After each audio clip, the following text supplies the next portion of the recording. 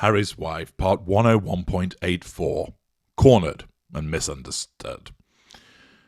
The Times is serialising extracts from Valentine Low's new book, and, of course, this behooves the necessity of examining it to enable us to understand more about what's really going on, look at the evidence from other people with regard to their experiences of Harry and Harry's wife, and, of course, as always, to explain it through the prism of narcissism and its impact upon other people, because this is what this channel is about. Before Harry and Harry's wife returned from Canada in January 2020, where they spent Christmas with their baby son Archie, away from the rest of the family, Harry sent an email to his father saying that they were unhappy. The current setup was not working for them, and they wanted to go and live in North America. Harry seemed to be under the impression that they could just sort it out by email before he and Harry's wife got back to London on January the 6th. Shows the naivety and dim-wittedness of her gingerbollocks. The reply they got, however, was that this would require a proper family conversation. They were also told that the first date that the family would be available was January 29th. It is not clear if this inflexibility was on the part of Charles, quite possibly asserting control over his son and Harry's wife, who was due to be in Davos, or that this was the response of his long-time private secretary Clive Alderton pulling the strings. Either way, from the Sussex point of view, this went down incredibly badly. Naturally, they're not getting their way, and therefore it's a threat to Harry's wife's sense of control. It fed into the narrative that they were not being taken seriously by the palace machinery, or by the rest of the family. Harry had tried to speed up matters by arranging to see his grandmother alone before he left Canada. However, the message was conveyed to him that the Queen had been confused about her diary and was no longer available. Harry was incensed because it was not true. The courtiers had got in the way.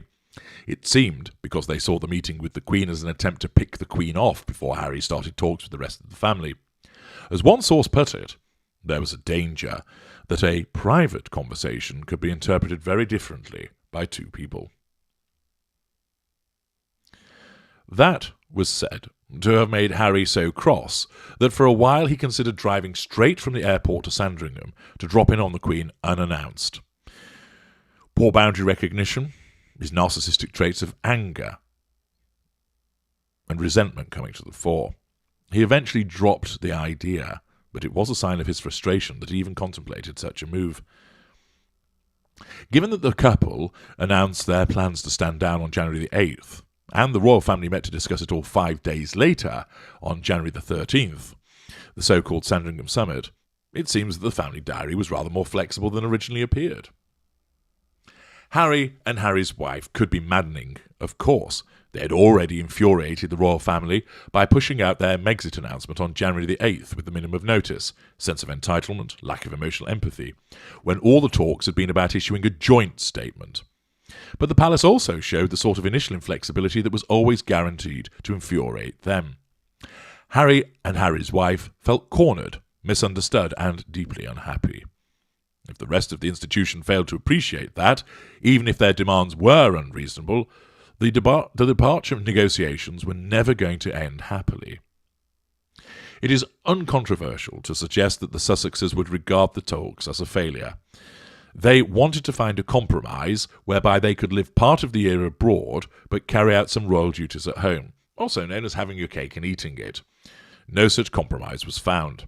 Instead, they lost their royal duties, their patronages, Harry's military affiliations, their security, their income from the Prince of Wales, and, for official purposes anyway, their HRH titles. They pretty much lost everything, except for the freedom to do exactly what they want. And of course, that was the nature of the beast then. You're either in or you're out. And if you want to be out, then you lose all of these things. It's not difficult to get your head around, but it is, of course, for Harry's wife, because her sense of entitlement and narcissistic perspective tells her that you must do what I want, and I want to be allowed to go and merch myself by virtue of having got ginger bollocks by the ginger bollocks. But also, in order to do that, I still need all of these things that go with it. The title, the patronages, some royal duties, and, of course, some security. Along with that income, thank you very much, father-in-law. It shows the sense of entitlement, the lack of accountability for the behaviours, the poor boundary recognition, and absence of emotional empathy. The rest of the royal family, the article continues, lost a much-loved member of the family, and saw the creation of a rift that has resulted in the self-exiled Sussexes still throwing barbed criticisms across the Atlantic, smearing indirect assertion of control. It will take a long time for the institution to get over the accusations the couple made in their interview with Oprah Winfrey, including the implication that the royal family is racist.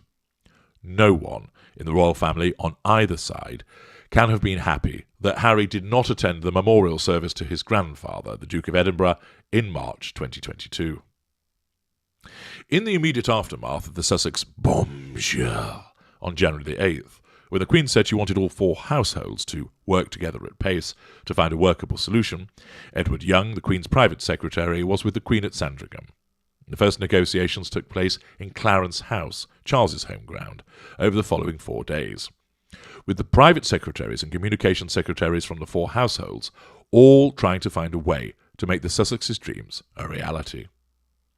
They gathered in Alderton's office, a sunny first-floor room where paintings from the royal collection sit alongside photographs of Alderton's own family.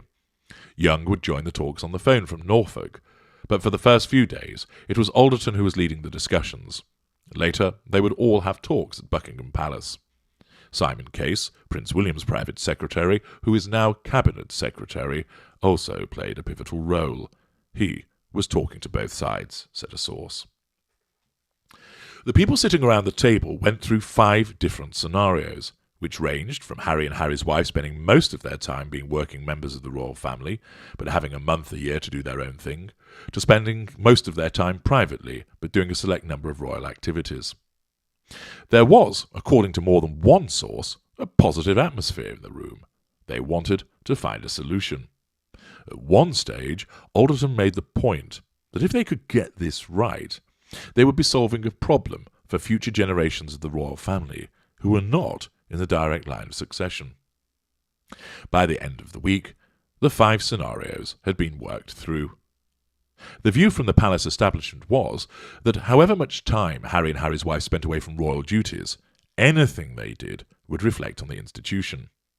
That meant that the normal rules about royal behaviour would apply. They should not act or take decisions in order to gain financial or other material benefits for themselves, their family, or their friends. Naturally, you can see that that's going to offend with the sense of control and residual benefits. But the Sussexes wanted their freedom to make money, residual benefit, freedom to dip their toes into American politics, unshackled from control. There was no way for the 2 sides to reach an agreement on that point. Crucially, it was the Queen who took the view that unless the couple were prepared to abide by the restrictions that applied to working members of the royal family, they could not be allowed to carry out official duties. One source said, there was a very clear view. You can't be in and out. And if you've got such clarity of view, it's very difficult to say, why don't we go 10% this way instead of 20%? Compromise was off the table, removed by the Queen. Could Harry and Harry's wife's departure have been handled differently? Did the most senior courtiers in the institution, Alderton and Young, have a grasp of the situation soon enough? Were they unaware of how unhappy Harry and Harry's wife had become, and how bad things had become with their staff? Or were they burying their heads in the sand?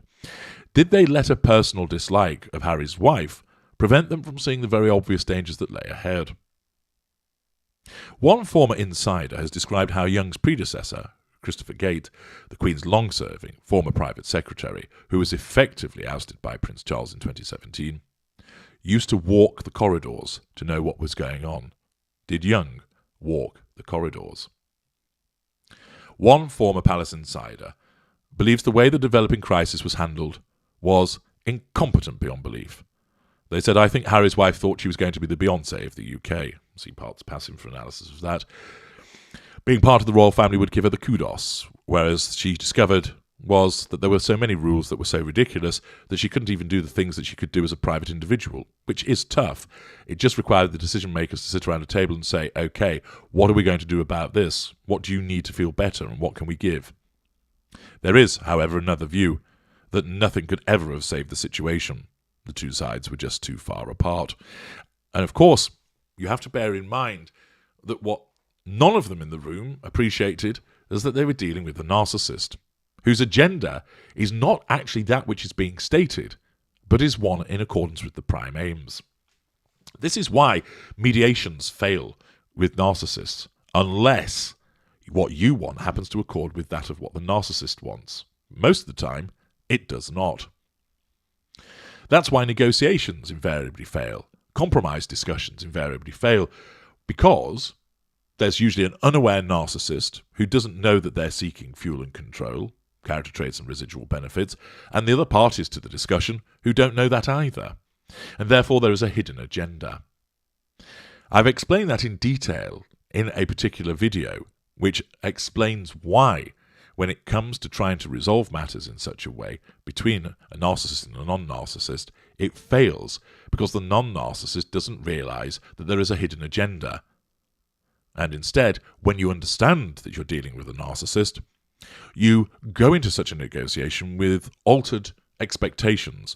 You either don't bother in the first place, saving yourself time, money, and aggravation, or you do so with a minimal expectation of success.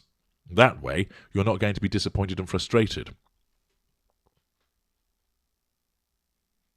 Another palace source, returning to the article, who has been critical of the Queen's private secretary Edward Young in the past, said, "I think that it was an impossible task. I think, in Harry's wife and the household, you had two worlds that had no experience of each other, had no way to relate to each other, had no way to comprehend each other. And Harry's wife was never going to fit in that model. And that model was never going to tolerate the Harry's wife who Harry's wife wanted to be. So I think it was inevitable that they would not be able to work together. I don't think there's anything Edward could have done about that other members of the royal family would have accepted."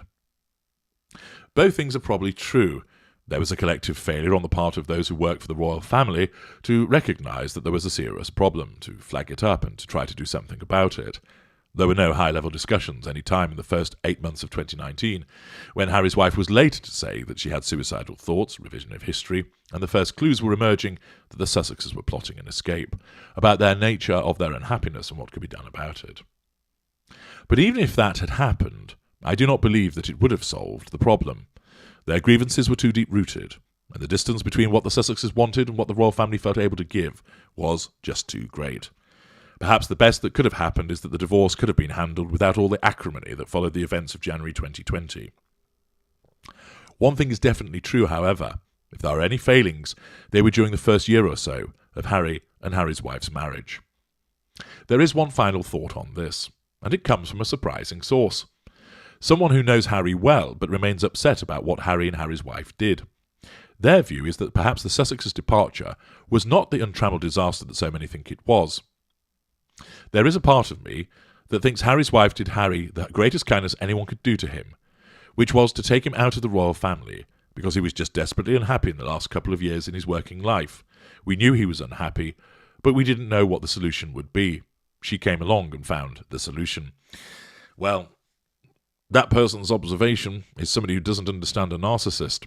Of course, Harry will have felt the salvation. Along comes the lady with the spicy poontang that takes him away from something that's making him unhappy. But you can be removed from something unhappy and be plunged into something which makes you even more unhappy, i.e., being in the sustained devaluation of a narcissist. I'm H.G. Tudor. Thank you for listening.